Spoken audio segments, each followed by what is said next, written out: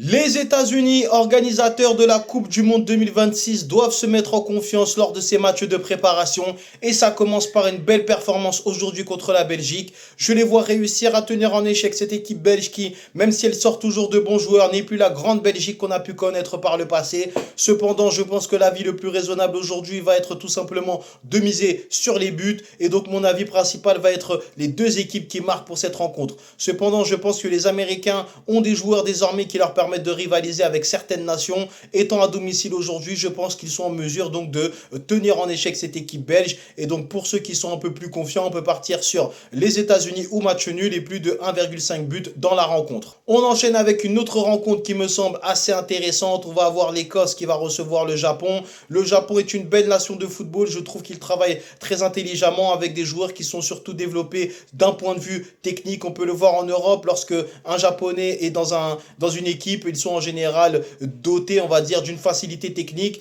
Et je trouve que c'est une belle façon de travailler face à un football britannique qui, lui, on va dire, mise plutôt sur l'intensité physique et l'impact physique. Même si les Écossais sont à domicile, je pense que les Japonais aujourd'hui sont en mesure d'embêter cette équipe écossaise. Et tout simplement, pour un avis un peu plus confiant, on peut partir donc sur le Japon ou match nul et plus de 1,5 but. Et si on va assurer, on peut partir sur le plus de 1,5 but dans la rencontre.